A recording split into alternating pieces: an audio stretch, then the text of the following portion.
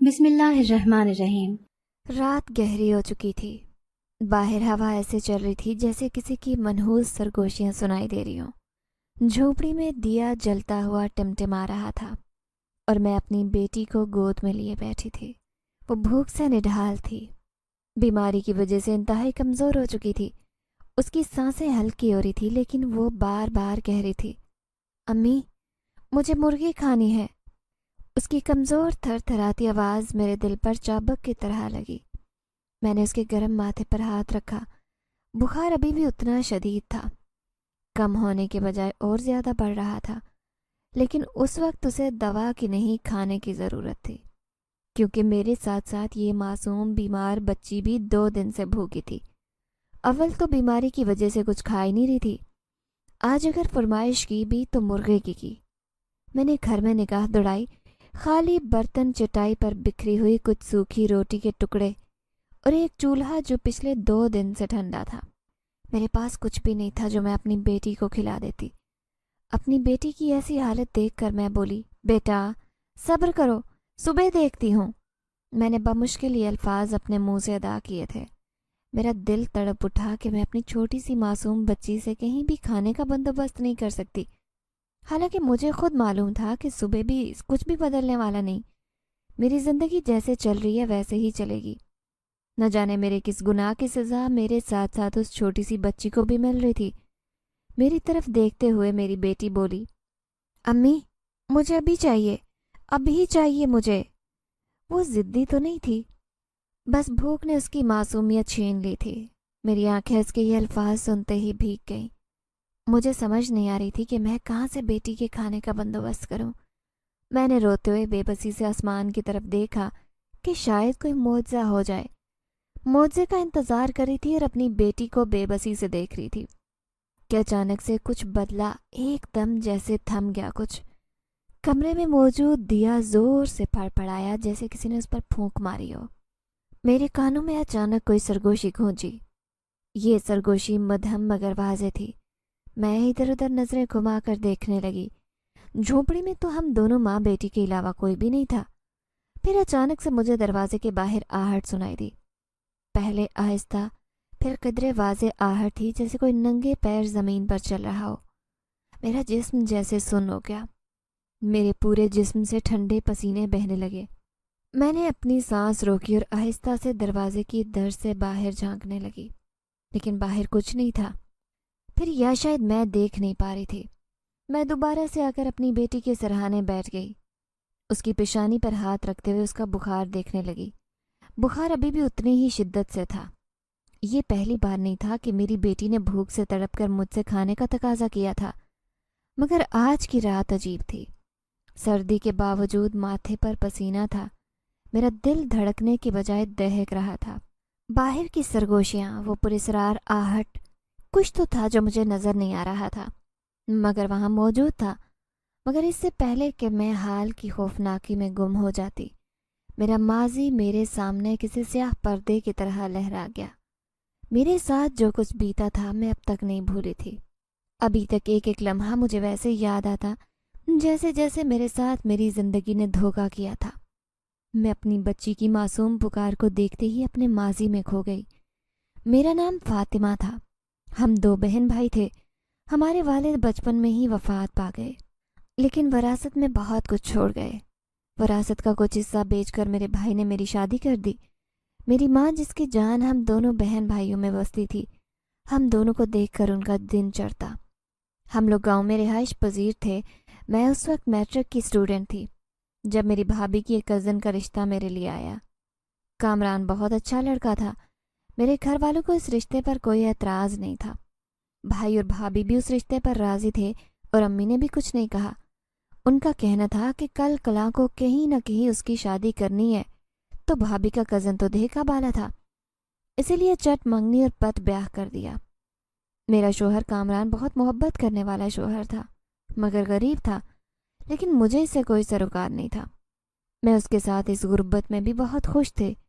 ہماری شادی اسی چھوٹے سے گاؤں میں ہوئی تھی جہاں غربت عام تھی، مگر ہم ایک دوسرے کے ساتھ بہت خوش تھے۔ ہماری دولت ہماری محبت تھی۔ میں کامران سے ٹوٹ کر محبت کرتی اور کامران بھی مجھے اپنی زندگی کا اہم حصہ سمجھتے۔ انہوں نے میرے بھائی کی شادی پر مجھے دیکھا تھا، اس وقت سے ہی مجھے پسند کرنے لگے تھے۔ اپنے گھر والوں کو پسند بتا کر میرا رشتہ بھیجا۔ یہ بات مجھے بھی شادی کے بعد ہی پتہ چلی، لیکن سچ میں کامران مجھ سے سچی محبت کرتے تھے، مگر قسمت کو شاید ہمارا سکون برداشت نہیں تھا۔ کامران اپنے ماں باپ کا اکلوتا بیٹا تھا۔ شادی کے بعد سسرال میں مجھے کبھی دل سے قبول ہی نہیں کیا گیا، کیونکہ کامران کی منگنی پہلے اس کی خالہ زاد کزن سے طے ہوئی تھی۔ جیسے ہی کامران نے مجھے پسند کیا تو اپنی خالہ کے گھر شادی کرنے سے انکار کر دیا۔ میری ساس کو یہ بات کسی بھی طرح گوارا نہیں تھی، کیونکہ وہ کامران کی شادی اپنی بھانجی سے کرنا چاہتی تھی۔ گھر میں کوئی بھی مجھے پسند نہیں کرتا تھا، خاص کر کے کامران کی ماں کو یہ بات کھٹکتی تھی کہ ان کے بیٹے نے ان کی پسند کے خلاف جا کر شادی کی۔ وہ ہمیشہ مجھے نیچا دکھانے کی کوشش کرتی، کبھی روٹی میں نمک کم ہونے پر تانے دیتی، کبھی میری غربت کا مذاق اڑاتی۔ کامران مجھے لے کر الگ ہو گئے تھے، لیکن پھر بھی میری ساس کے تانے میرے لیے اسی طرح تھے۔ کامران میرے حق میں کچھ کہتے تو انہیں اور بھی باتیں سنا دیتی۔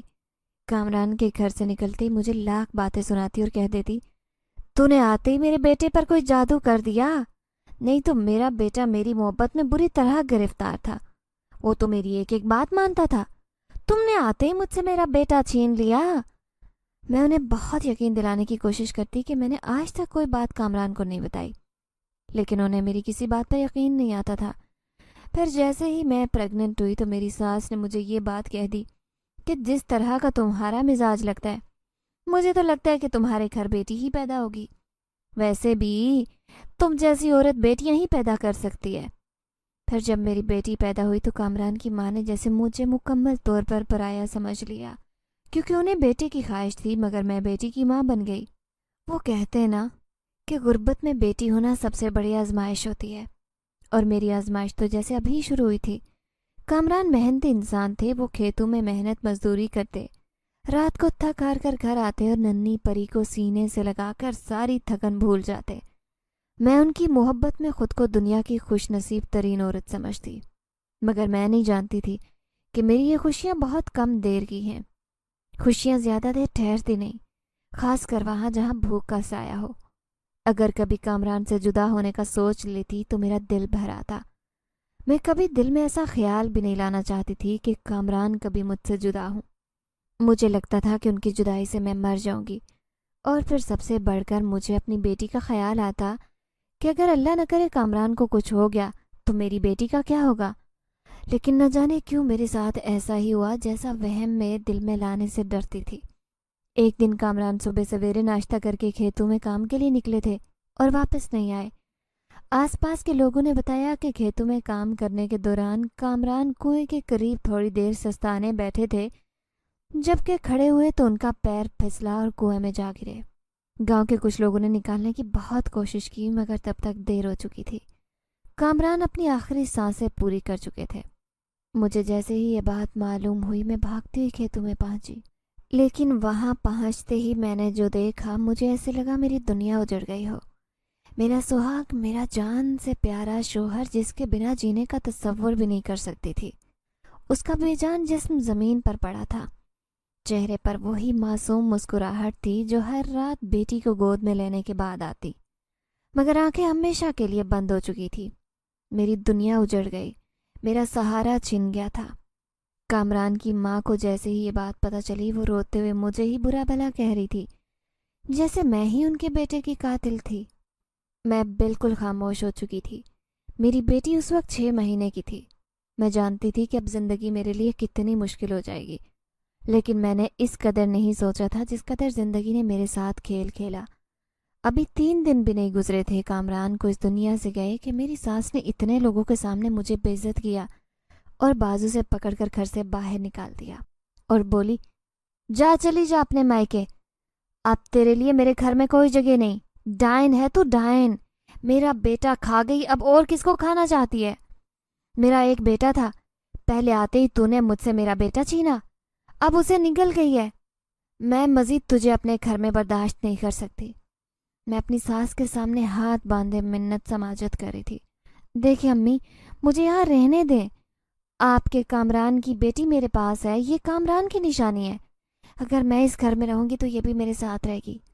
میری ساس بولی، مجھے تمہاری منحوس شکل نہیں دیکھنی، تیرا اور تیری بیٹی کا وجود مجھے میرے دکھ کی یاد دلاتا ہے۔ منحوس ہو تم دونوں، دفع ہو جاؤ۔ بیٹی پیدا کی تھی نا، اسی کے ساتھ گزارا کرو۔ ہمارے بیٹے کو کھا گئی، اب یہاں کیا کر رہی ہو؟ چلی جاؤ یہاں سے، دفع ہو جاؤ میری نگاہوں کے سامنے سے۔ میری ساس کی آواز اب تک میرے کانوں میں گونج تھی۔ گاؤں کی عورتیں چپ چاپ کھڑی تھی، کسی نے کچھ نہیں کہا، میری حمایت میں کوئی نہیں آیا۔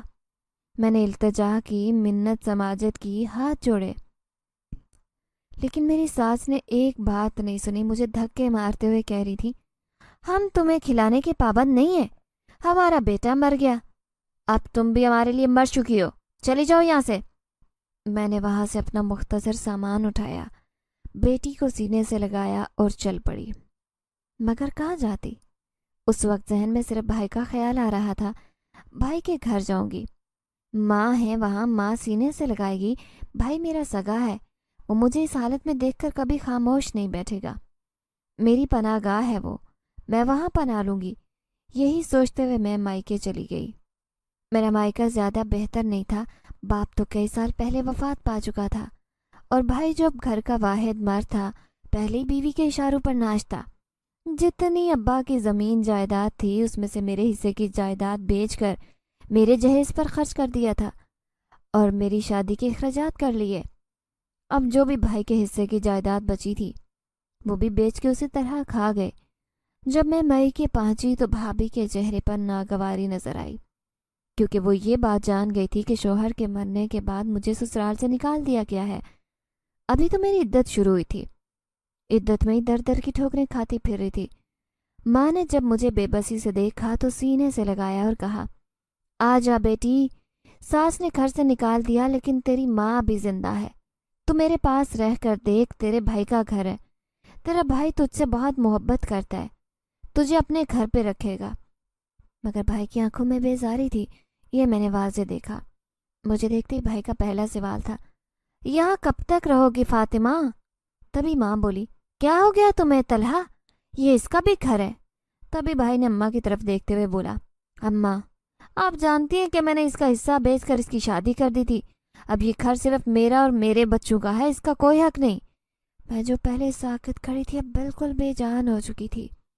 بھائی کے یہ الفاظ میرے دل پر بلکہ میری روح پر وار کر گئے۔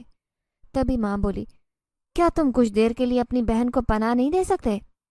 آخر تم اس کے بھائی ہو۔ مگر وہ ٹس سے مس نہیں ہوئے اور بولے، اماں آپ جانتی ہیں ہم پہلے ہی مشکل میں ہیں، اس کے اخراجات کون اٹھائے گا اور یہ بیٹی کون پالے گا اس کی؟ آپ تو جانتی ہیں ایک بچے کے اخراجات آج کل کے زمانے میں پورے کرنا کتنا مشکل ہے۔ بھابھی کمرے میں کھڑی تنزیہ مسکرا رہی تھی۔ پھر میرے بھائی نے میری ماں کو کہا، اگر آپ نے فاطمہ کو ساتھ رکھنا ہے تو آپ کے جو زیور پاس پڑیں وہ بیچ کر گھر کے اخراجات اٹھائیں۔ ماں اس وقت مجبور تھی، انہوں نے وہ زیورات بیچنے کی حامی بھر لی۔ وہ تو اس وقت خود محتاج تھی، لیکن ماں کے زیورات بہت کم تھے، کب تک ماں بھائی کے گھر کا پورا خرچہ برداشت کرتی۔ آخر وہ پیسے بھی ختم ہو گئے۔ جیسے ہی پیسے ختم ہوئے، بھائی نے مجھے کہہ دیا، دیکھو فاطمہ اپنا کہیں اور ٹھکانہ بناؤ، میرے خود کے 4 بچے ہیں، تمہیں شرم آنی چاہیے۔ بھابھی جو پاس کھڑی تھی میری طرف گھورتے ہوئے بولی، نہ جانے یہ کیسی بے شرم ہے، اپنے گھر سے، اپنے شوہر کے گھر سے بیٹی لے کر یہاں آ گئی، اچھی طرح جانتی ہے کہ میرا بھائی کتنا کماتا ہے، میں اس کے بچوں کے اخراجات ہی بمشکل پورے کرتی ہوں، اور اوپر سے اس کی بوڑھی ماں کے اخراجات اور اس کی دوائیوں کے اخراجات کہاں سے سب پورا کریں۔ بھائی میری طرف دیکھتے ہوئے بولے، جہاں جی چاہے چلی جاؤ مگر یہاں نہیں رہ سکتی۔ ہاتھ جوڑ کر مجھے یہ بات کہہ رہے تھے۔ میں نے لمبی آہ بھری۔ میں جانتی تھی کہ میرے پاس صرف ایک راستہ ہے، گلیوں کی دھول، فٹ پاتھ کی ٹھنڈک اور بھوک کی اذیت برداشت کرنا۔ یہ سوچتے ہی میری آنکھوں سے آنسو بہنے لگے۔ میری ماں جو میرے بھائی کا یہ لہجہ برداشت نہیں کر سکی، ان کی طبیعت اچانک سے خراب ہو گئی۔ وہیں میرے بازو میں میری ماں نے اپنی آخری سانسیں پوری کی۔ میرا بھائی آزاد ہو گیا، میری ماں سے بھی اور مجھ سے بھی۔ ماں اس دنیا سے چلی گئی تھی۔ ماں کے جنازے کے بعد فوراً ہی میں بیٹی کو لیے گھر سے نکل آئی، جہاں اب میرا کوئی اپنا نہیں تھا، نہ ہی کوئی میرے دکھوں کو دیکھنے والا تھا۔ میں جانتی تھی کہ آج میرا اس گھر سے رشتہ بھی ختم ہو چکا ہے۔ یہ سب سوچتے ہی میں زاروں قطار رونے لگی۔ اپنے ماضی کے ان خیالوں سے نکلی تو پھر سے زخم تازہ تھے۔ آنسو بہاتے ہوئے اپنی بیٹی کی طرف دیکھا۔ اس کی سانسیں ہلکی ہو رہی تھی اور اس کا چہرہ انتہائی زرد پڑ رہا تھا۔ دروازے کے باہر اب بھی آہٹ تھی۔ پھر دروازہ ہلکا سا کھلا اور میں نے ایک سایہ دیکھا، لمبا پراسرار سایہ۔ ایسے محسوس ہو رہا تھا جیسے کسی شاہی لباس میں ملبوس ہو۔ میں ایک دم اسے دیکھ کر میرے اوسان خطا ہو گئے، کیونکہ میری جھونپڑی میں تو آج تک کوئی نہیں آیا۔ میں بھائی کے گھر سے نکلنے کے بعد یہاں پر بیٹھے فقیر بابا کی مدد لے چکی تھی۔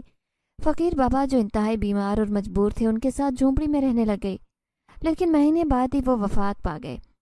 اب ان کی جھونپڑی میں ہی رہ رہی تھی۔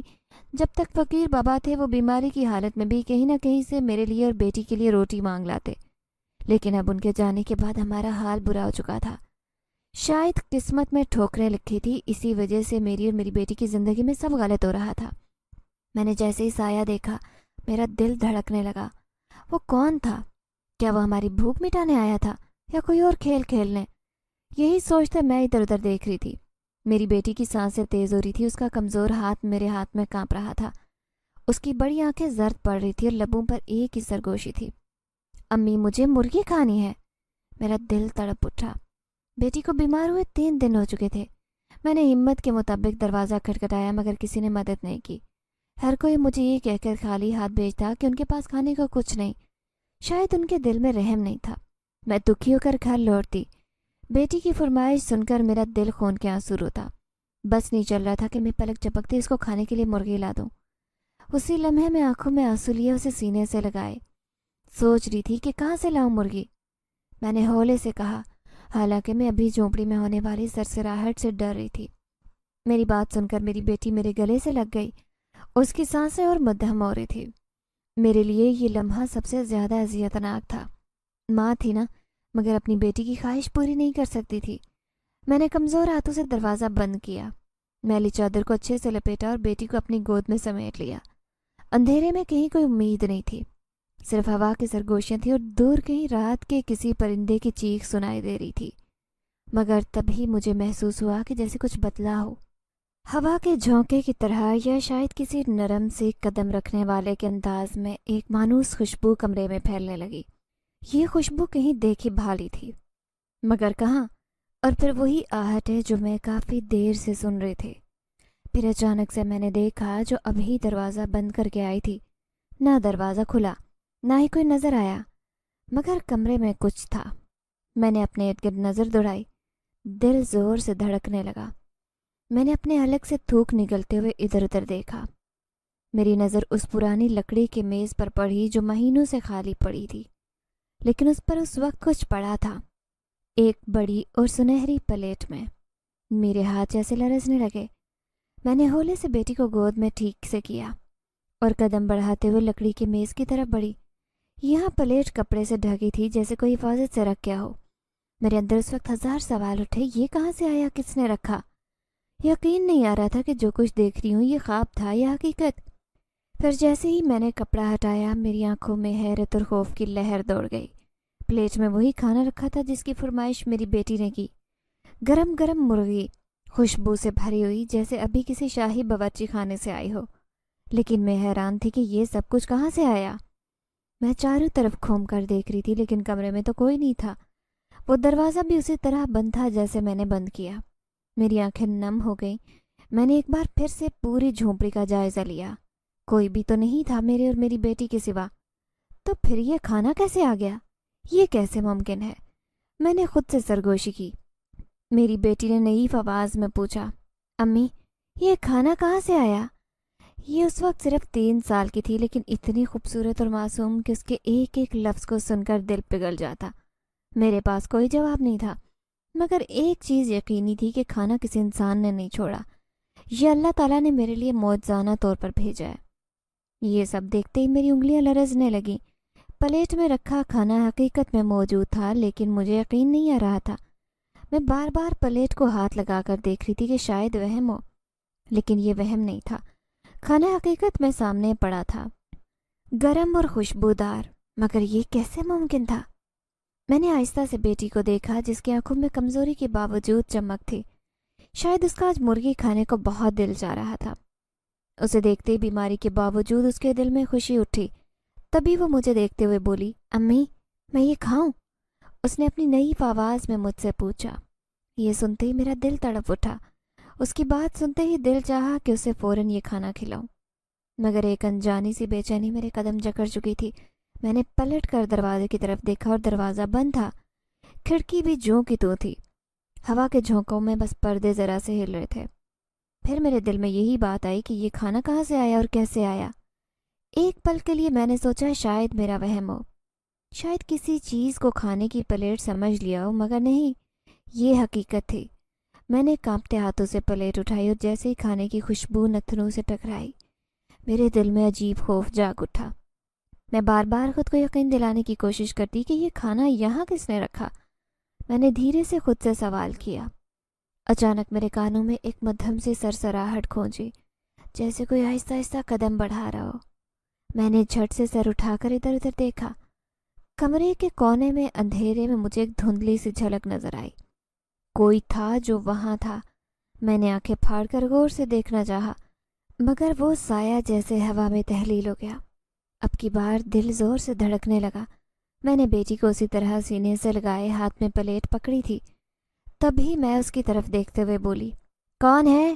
میں نے سرگوشی میں پوچھا, مگر جواب ندار. میرے دل کی دھڑکن بے ترتیب ہو گئی. کوئی تھا جو مجھے دیکھ رہا تھا, میری بے بسی کا گواہ, کوئی ایسا جو میرے سوال کا جواب دے سکتا تھا, مگر اس وقت بولنے کو تیار نہیں تھا. یہ سب دیکھتے ہی میرے اندر خوف اور تجسس کی لہر دوڑ گئی. میں نے پھر سے سوچا کہ یہ کون تھا؟ یہ شخص یا وہ چیز جو میری مدد کر رہی تھی, وہی ہو سکتا ہے, لیکن سامنے کیوں نہیں آ رہا؟ کافی دیر گزر گئی, پھر اچانک سے ماحول بدل گیا. اب مجھے کچھ محسوس نہیں ہو رہا تھا. آخر اللہ پر بھروسہ کرتے ہوئے اپنی بیٹی کو سہارا دے کر بٹھایا اور کھانے کی پلیٹ اپنے اور بیٹی کے سامنے رکھی. اسے کھانا کھلانے لگی. میری بیٹی نے آہستہ سے کھانا مکمل کیا. کھانے کے بعد اس کی حالت میں واضح فرق نظر آنا شروع ہو گیا. چہرے پر رنگ واپس آ گئے اور اس کی آنکھوں میں جو تھکن تھی وہ کم ہو چکی تھی. تبھی وہ توتلی زبان میں بولی, اماں اب میں ٹھیک ہوں. میں اس کی آواز میں ایک نیا حوصلہ دیکھ رہی تھی. اس کے الفاظ سن کر میرے دل میں سکون کی لہر دوڑی. شاید یہ وہ لمحہ تھا جس کا میں بے تابی سے انتظار کر رہی تھی. اب وہ بالکل خاموشی سے میری طرف دیکھ کر مسکرا رہی تھی. بیٹی کی خوشی دیکھ کر میرا دل خوش ہو گیا. ذرا سا کھانا کھانے کے بعد وہ بالکل چاق و چوبند ہو گئی. ایسے لگ رہا تھا جیسے اسے کوئی بیماری تھی ہی نہیں. میری بیٹی کافی دیر خاموش رہی تو میں نے آہستہ سے کھانا شروع کیا اور پلیٹ صاف کی, مگر کمرے کے کونے میں دھندلا سایہ نظر آیا, جیسے کوئی ہو جو دیکھ رہا ہو. میری نظریں ایک لمحے کے لیے اس جگہ جم گئیں جہاں وہ سایہ نظر آیا تھا. اب کی بار برداشت نہیں ہوا اور میں اس کی طرف دیکھتے ہوئے بوکھلائے لہجے میں بولی, کون ہے وہاں؟ اب کی بار میرے دل نے سرگوشی نہیں کی. میں اس سے مخاطب تھی جو وہاں تھا, مگر کوئی جواب نہیں آیا.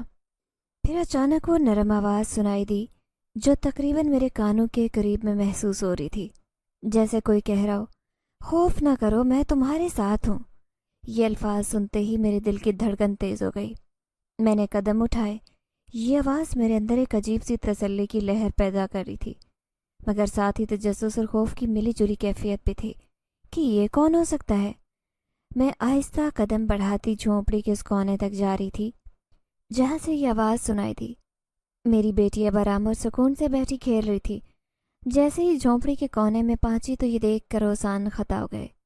وہاں ایک نوجوان لڑکا تھا. اس کی آنکھوں میں عجیب چمک تھی.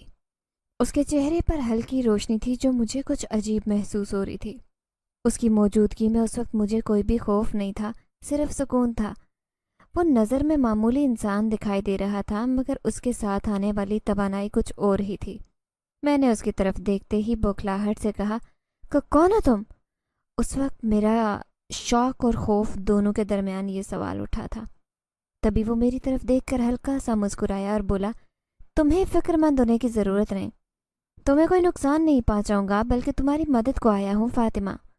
یہ تو میرا نام بھی جانتا تھا. یہ سن کر میرا دل جیسے اچھل کر سینے سے باہر آ جائے گا. تبھی میں بولی, مدد؟ کس طرح کی مدد؟ کیونکہ اس وقت میرے دل میں شکوک کی ایک لہر اٹھ رہی تھی. میں ٹک ٹکی باندھے اس کی طرف دیکھ رہی تھی. وہ بولا، تمہاری زندگی میں کچھ ایسے لمحات آئیں گے جب تمہیں کسی کی مدد کی ضرورت ہوگی، اور میں ہمیشہ تمہارے قریب رہوں گا۔ اس نے دھیرے سے یہ الفاظ کہے۔ میرے دل میں اس وقت ایک عجیب سا احساس اٹھا۔ اس وقت وہ صرف میرے سامنے ایک مددگار بن کر آیا تھا، مگر کچھ تھا جو میرے دل میں اس کی طرف کشش پیدا کر رہا تھا۔ لیکن میں جانتی تھی کہ میری زندگی میں کوئی اور نہیں تھا۔ یہ کوئی اور تھا جو میری حقیقت تھا، جو میری زندگی تھا، جس کے بنا رہنے کا میں تصور بھی نہیں کر سکتی تھی۔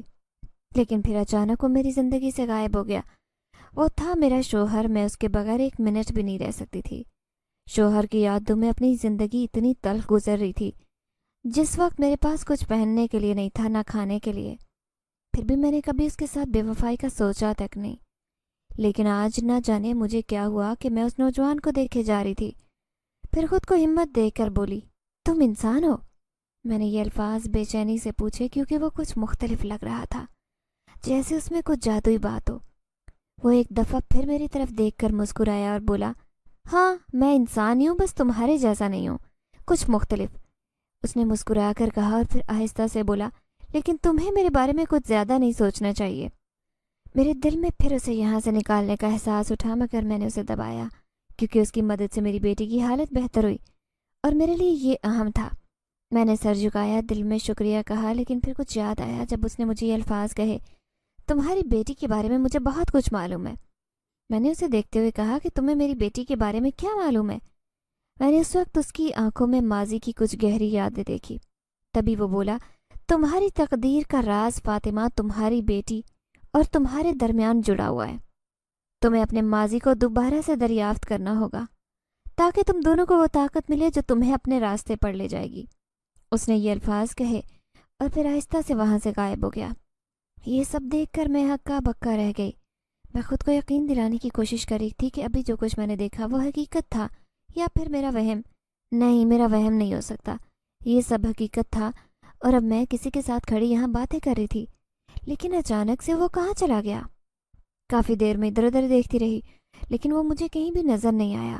لیکن میرے دل پر اس کی باتوں کا گہرا اثر ہوا۔ ذہن میں صرف ایک بات چھائی تھی، وہ جو بھی تھا مجھے اس سے غرض نہیں تھی۔ میں صرف ایک بات جانتی تھی کہ میں شوہر سے محبت کرتی ہوں، جو میری زندگی کا حصہ نہیں رہا، وہ میری زندگی کا محور تھا۔ اس کی کمی کو کبھی کوئی دوسرا پورا نہیں کر سکتا۔ میں صرف اپنے شوہر سے محبت کرتی ہوں۔ دھیرے سے الفاظ خود سے کہہ رہی تھی اور دل میں ایک ہلکی گہری سسکی اٹھی۔ جھونپڑی میں دوبارہ خاموشی چھا گئی۔ میں جانتی تھی کہ میری زندگی میں کوئی نئی چیز آنے والی ہے، مگر وہ کچھ اور نہیں، صرف میرے شوہر کی یادوں کی ہوگی۔ اگلے دن پھر ایسا ہوا۔ اب کی بار وہ خود میرے سامنے کھانے کی ٹرے لایا۔ اس طرح کا سجا شاہی کھانا، یہ سب دیکھ کر میری بیٹی بھی خوش ہو جاتی۔ وقت گزر گیا۔ اس نے اپنا نام سکندر بتایا۔ سکندر وقتاً فوقتاً میری مدد کرتا رہا، کبھی میری بیٹی کی حالت میں بہتری لانے کے لیے، تو کبھی دل میں اٹھتے سوالات کو سکون دینے کے لیے۔ اس کی موجودگی میں کچھ ایسا تھا جو میرے دل کو ایک سکون دیتا، مگر وہ سکون کبھی مکمل نہیں ہوتا، کیونکہ دل میں ہمیشہ شوہر کی یادیں تڑپتی۔ سکندر اب صرف ایک مددگار نہیں بلکہ میرے قریب آ رہا تھا۔ مجھے اس کی موجودگی کی کچھ مخصوص مہک محسوس ہوتی جو میری روح تک اثر انداز ہو رہی تھی، لیکن پھر بھی میں اپنے شوہر سے محبت کرتی اور اس کی یادوں کے سائے میں جینا میرا واحد مقصد تھا۔ ایک دن میں تنہا تھی، بیٹی جھونپڑی سے باہر کھیل رہی تھی۔ سکندر میرے سامنے آیا، مگر اس بار اس کی آنکھوں میں کچھ اور ہی بات تھی۔ میرے قریب آتے ہی بولا، فاطمہ تمہیں اپنی ماضی کی حقیقت کو جاننا ہوگا۔ تمہاری بیٹی کا راز تمہارے اور اس کے درمیان جڑا ہے۔ تم دونوں کا مستقبل ایک دوسرے سے وابستہ ہے۔ اب کی بار وہ سنجیدہ لہجے میں بولا، میری بیٹی کا ایسا کون سا راز ہو سکتا ہے؟ میں نے اسے دیکھتے ہوئے کہا، کون سا راز؟ کس راز کی بات کر رہے ہو؟ وہ بولا، فاطمہ تمہاری بیٹی کے بارے میں سب جانتا ہوں جو تمہیں نہیں معلوم۔ تمہارے شوہر کی طرح ہے، اس کی بیٹی ہے، لیکن اس میں کچھ خاص ہے، تمہیں اسے پہچاننا ہوگا تاکہ تم دونوں کی تقدیر کے راستے تم دونوں خوش رہ سکو۔ جیسے ہی اس نے الفاظ کہے پھر اچانک غائب ہوا۔ ہر دفعہ ایسا ہی کرتا، کوئی انوکھی بات کرتا اور پھر اچانک آنکھوں سے اوجھل ہو جاتا۔ میری سانس تیز ہو رہی تھی، دل میں نیا خوف اور وسوسے اٹھ رہے تھے۔ میری بیٹی کا کیا راز تھا؟ وہ جو بھی تھا کیا کہنا چاہتا تھا؟ میں بیٹی کے لیے سب کرنے کو تیار تھی کہ کہیں میری بیٹی کو کوئی نقصان نہ پہنچے، مگر اس کے راز کے بارے میں اور سکندر کے کہے الفاظ کے درمیان مجھے عجیب رشتہ محسوس ہوا۔ کیا سکندر صرف ایک مددگار ہے یا اس کا کوئی اور مقصد ہے؟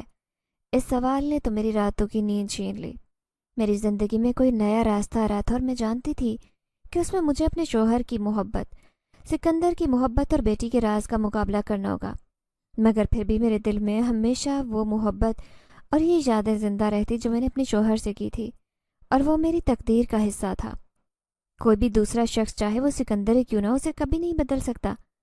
یہ تنازع، یہ کشمکش میری تقدیر بن چکی تھی، لیکن میں جانتی تھی کہ مجھے اس راہ پر چلنا ہوگا جو میرے شوہر کی محبت اور بیٹی کی تقدیر کے درمیان پل بنائے گی۔ میرے دل میں مسلسل اٹھتے سوال اور سکندر کی مدد سے پیدا ہونے والے نئے رازوں نے میری زندگی کو نیا موڑ دیا۔ میری بیٹی کا راز اور سکندر کی پیش گوئیاں میرے ذہن کو ایک غیر متوقع سمت میں لے جا رہی تھی، لیکن میں ابھی بھی اپنے شوہر کی محبت میں جکڑی تھی۔ میں جانتی تھی کہ کچھ غلط تو تھا، کچھ بہت گہرا، مگر اس کے باوجود میرے دل و دماغ ایک راستے پر نہیں چل رہے تھے۔ کبھی سکندر پر اعتبار کرنے کو دل چاہتا، کبھی لگتا وہ جھوٹ بول رہا ہے۔ ایک رات جب چاند کی روشنی جھونپڑی میں پھیلی تھی، میں بیٹی کی چارپائی کے قریب کھڑی تھی، سکندر پھر سے آ گیا۔ اس کی آنکھوں میں گہرائی تھی اور ایک سکون کی لہر جو میرے جسم میں سرایت کر گئی۔ تبھی وہ بولا، فاطمہ، کیا تمہیں وہ راز بتاؤں؟ اب کی بار میں نے سکندر سے کہا، تم بتاتے کیوں نہیں ہو؟ ایسا کون سا راز ہے؟ تبھی وہ بولا، تمہارے ماضی سے جڑا یہ راز ہے، لیکن نہ جانے تم یقین کرو گی کہ نہیں۔ کیا مطلب ہے تمہارا؟ میں نے بے چین ہو کر اس سے سوال کیا۔ تبھی وہ بولا، تمہیں وہ حقیقت جاننا ہوگی جسے تم نے ہمیشہ نظر انداز کیا۔ سکندر نے سرگوشی کی، تمہاری بیٹی کا خون صرف انسان کا نہیں ہے، بلکہ اس میں جنات کی محبت بھی شامل ہے جو تمہیں اس وقت سے ہی نقصان نہیں دینا چاہتے، اور تمہارے ساتھ تمہاری بیٹی کو بھی اتنا ہی چاہتے ہیں۔ یہ الفاظ میری آنکھوں میں دھندلی سی چمک چھوڑ گئے، اور ایک لمحے کے لیے میں نے خود کو ماضی کے پیچیدہ رازوں میں گم کر لیا۔ جب میری نئی شادی ہوئی تھی، مجھے آگے پیچھے کسی کے ہونے کا احساس ہوتا، لیکن سکندر کے الفاظ کے ساتھ میری بیٹی کے بارے میں اٹھتے ہوئے تمام وہ سوالات وہ تیز تر ہوتے جا رہے تھے۔ کیا مطلب؟ میری بیٹی حقیقت میں جنزادی تھی؟ کیا اگر ایسا تصور کروں تو وہ کیسے اس طاقت کا سامنا کرے گی جس کے بارے میں وہ کچھ نہیں جانتی؟ میرے اندر عجیب طوفان تھا۔ تبھی وہ بولا، ایسا نہیں کہ تمہاری بیٹی جنزادی ہے، بلکہ میں تو اسے اپنی بیٹی سمجھتا ہوں۔ اب تمہارا راستہ تمہاری تقدیر سے جڑا ہے فاطمہ۔ سکندر نے میری آنکھوں میں دیکھتے ہوئے کہا اور بولا، یہ تمہاری کہانی کا صرف ایک باب ہے، باقی سب تمہیں خود ہی جاننا ہوگا، تاکہ تم بیٹی کی حفاظت کرو اور ساتھ ہی تمہاری تقدیر کے اس راستے کا انتخاب کرو۔ سکندر کے الفاظ میرے ذہن میں کھونچے، میرے دل میں اٹھتے سوال اور سکندر کی سرگوشیوں نے نیا راستہ دکھایا۔ میں جانتی تھی کہ تقدیر کا کھیل کبھی سیدھا نہیں ہوتا۔ میرا پچھلا رشتہ، جسے میں نے بہت محبت اور وفا سمجھا، اب ایک پیچیدہ راز میں بدل چکا تھا۔ سکندر کے الفاظ جو میرے اندر عجیب الجھن پیدا کر رہے تھے، اب ایک نیا چیلنج دینے والے تھے۔ آخر میری بیٹی کا ایسا کون سا راز تھا، کون سی تقدیر جسے وہ مجھے بتانے کی کوشش کر رہا تھا؟ میں نے دل میں الفاظ کی گہرائی کو سوچا، لیکن جب میں نے شوہر کی محبت اور بیٹی کی زندگی کے بارے میں سوچا تو عجیب سی کیفیت پیدا ہو جاتی۔ تبھی ایک دن میں نے سکندر سے کہا، تم جانتے ہو نا میں اپنی بیٹی سے کتنی محبت کرتی ہوں۔ میں نے یہ الفاظ نرمی سے کہے تھے۔ تبھی سکندر کی طرف دیکھتے ہوئے بولی، لیکن تم جانتے ہو تمہارے بارے میں وہ کیا سوچتی ہے؟ وہ بولا، ہاں میں جانتا ہوں، وہ مجھے اپنا باپ سمجھتی ہے، اسے لگتا ہے کہ میں اس کے لیے اتنی ساری چیزیں لے کر آتا ہوں، میں ہی اس کا باپ ہوں۔ تبھی میں اسے دیکھتے ہوئے بولی، کیا تم اسے اپنی بیٹی نہیں سمجھتے؟ تبھی سکندر بولا، وہ تمہاری بیٹی ہے اور میں نے اسے ہمیشہ تقدیر کا حصہ سمجھا ہے۔ جب وہ اس دنیا میں آئی تھی تب میرا تمہارے ساتھ کوئی رشتہ نہیں تھا، لیکن میں نے اس کی آنکھوں میں خاص چمک دیکھی۔ یہ وہ چمک تھی جو صرف جنزادی میں ہوتی، لیکن پھر تمہاری محبت اور وہ رشتہ وہ سب کچھ تھا جس نے تمہیں مجھ سے دور کر دیا۔ تم شوہر سے محبت کرتی تھی، مجھے یقین ہونے لگا کہ بیٹی دو انسانوں کی ہے۔ اس سے پہلے میں یہی سوچتا ہے کہ یہ کوئی جنزادی ہے۔ میں نے تمہاری زندگی میں دخل اندازی نہیں کی، حالانکہ میں اس وقت بھی تم سے محبت کرتا تھا، تمہاری بیٹی کو اپنی بیٹی سمجھتا تھا۔ تبھی میں بولی، تم کیا کہنا چاہتے ہو؟ تو اس نے جواب دیا، جب ابھی تمہاری بیٹی پیدا نہیں ہوئی تھی تو تم شوہر کے پاس کھیتوں میں اس درخت کے نیچے آیا کرتی تھی جہاں تم اور تمہارا شوہر بیٹھ کر گھنٹوں باتیں کرتے۔ وہیں پر مجھے تم سے عشق ہو گیا، اور پھر جب تمہاری بیٹی پیدا ہوئی وہ بالکل تمہارے جیسی تھی، مجھے اس سے بھی اتنی محبت ہو گئی کہ میں اسے بھی بیٹی سمجھنے لگا۔ اس کے اندر کچھ ایسی طاقتیں آ گئی جو جن زادی کے اندر ہوتی ہیں، کیونکہ اس وقت میں تم پر عاشق تھا، لیکن تم اپنے شوہر سے محبت کرتی تھی۔ اسی وجہ سے میں نے اپنی محبت ظاہر نہیں ہونے دی۔ پھر کوکاف چلا گیا، لیکن میرے وہاں جاتے تمہارے شوہر کی وفات ہو گئی۔ میں نے ڈھونڈنے کی بہت کوشش کی، پھر تم یہاں ملی، انتہائی بے بسی کی حالت میں۔ تم اپنے شوہر سے بہت محبت کرتی ہو۔ تمہاری یہ وفا، تمہاری مخلصی اور محبت کا جذبہ سب قابل تعریف ہے۔ یہ سب میرے لیے نیا تھا، کیونکہ میں تو تم پر عاشق تھا، لیکن میں تمہاری اس محبت کا گواہ تھا، اسی لیے پیچھے ہٹ گیا۔ اب تمہاری بیٹی تمہارے اور میرے درمیان ایک پل بن چکی ہے، کیونکہ میں چاہ کر بھی اسے کبھی چھوڑ نہیں سکتا، کیونکہ میں اسے بالکل بیٹی کی طرح محبت کرتا ہوں۔ میں نے ایک نظر اپنی بیٹی کو دیکھا جو کمرے کے کونے میں کھیل رہی تھی، اور دل میں ایک مضبوط عزم پیدا ہوا۔ میری بیٹی جو سکندر کی محبت کے بیچ اب تک میرے ساتھ رہی، اب ایک نئی زندگی کی طرف بڑھ رہی تھی۔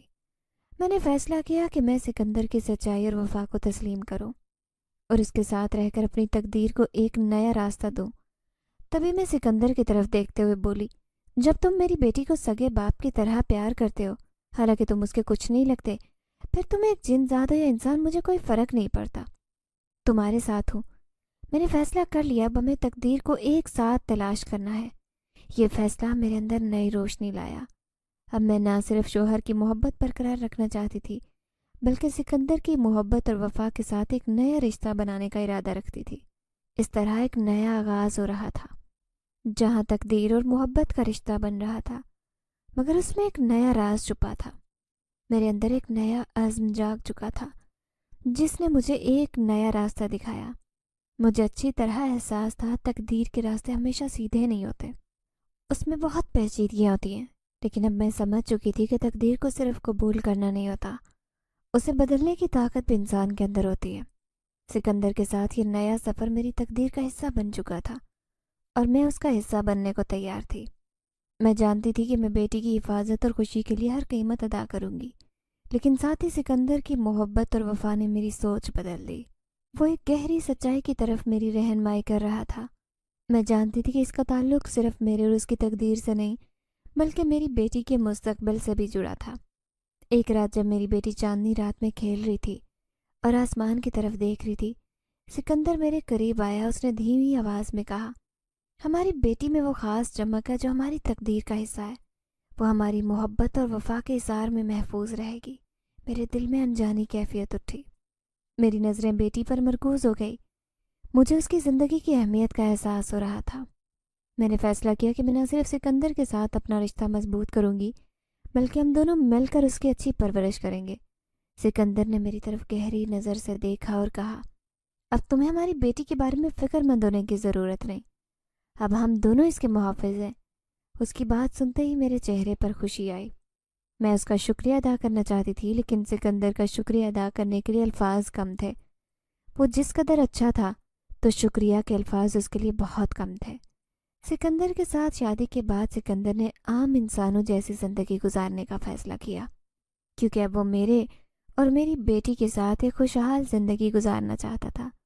وہ اپنی شہنشاہیت چھوڑ کر ہمارے ساتھ آ کر ہماری دنیا میں آباد ہو گیا۔ ہم نے اپنا ایک چھوٹا سا گھر بنا لیا، جس میں میری بیٹی اور سکندر ہنسی خوشی اپنی زندگی گزار رہے ہیں۔ سکندر نے آج تک میری بیٹی کو یہ محسوس نہیں ہونے دیا کہ وہ اس کا سگا باپ نہیں، بلکہ ایک جن زادہ ہے۔ میری بیٹی سکندر سے بے انتہا محبت کرتی ہے، سکندر بھی اسے اپنے جگر کا ٹکڑا بولتے ہیں۔ میں نے آج تک کبھی کسی انسان کو کسی دوسرے کی اولاد سے اتنی محبت کرتے نہیں دیکھا، جس طرح میں نے ایک جن ذات کو ایک آدم ذات کی بیٹی سے کرتے دیکھا۔ یوں وہ صرف اور صرف اس وجہ سے محبت کرتا تھا کیونکہ وہ میری بیٹی ہے، اور وہ مجھ سے بے انتہا محبت کرتا ہے، اور وہ محبت اس وقت سے کرتا ہے جب میں نے اسے نہ دیکھا تھا، نہ اسے جانتی تھی۔ لیکن جب تک میں کسی دوسرے کے نکاح میں رہی، اس نے اس وقت تک اپنی محبت کا اظہار بھی نہیں کیا۔ اس کی یہی بات مجھے سب سے زیادہ اچھی لگی۔